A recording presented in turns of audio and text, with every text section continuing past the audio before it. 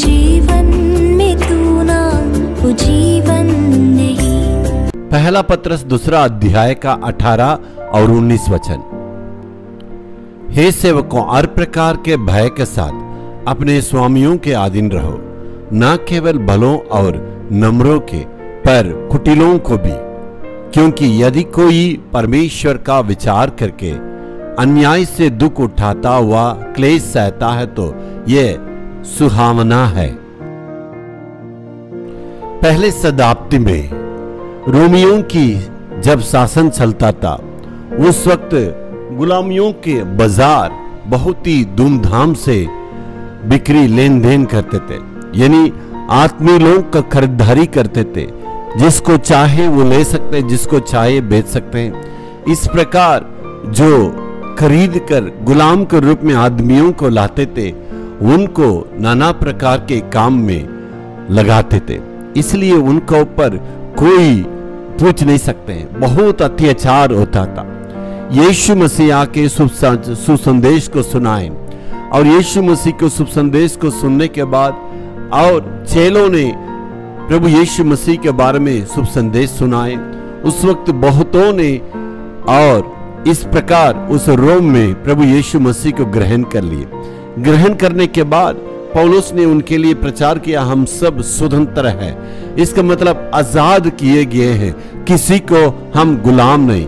इस प्रकार जब उनको प्रचार किया गया, वे सब उसको गलत रूप से समझने लगे। वे अपने मालिक के लिए अधीन में नहीं रहे, अपनी बातों मालिक की बातों को मानने के लिए तैयार नहीं रहे, इसलिए वहां बहुत सारे गड़बड़ियां हुई है। तो इसलिए यहाँ लिखना पड़ा है, यदि तुम गुलाम के रूप में बुलाए गए हैं, जिस मालिक के लिए तुम खरीद के लाए गए हैं, उस मालिक के तुम्हें आज्ञा मानना पड़ेगा। उनकी आदेश को तुम्हें पूरा करना है।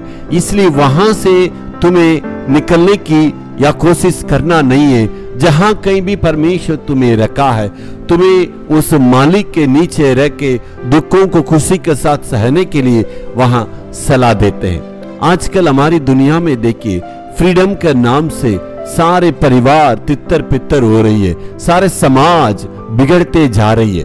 पुरुष पत्नी से प्रश्न नहीं पूछ सकते, पत्नी पति से प्रश्न नहीं पूछ सकते, बच्चे माँ बाप से प्रश्न नहीं पूछ सकते, माँ बाप बच्चे से प्रश्न नहीं पूछ सकते। ऐसे पूछने से तुरंत हम लड़ने लगते हैं। आप कौन होते पूछने के लिए?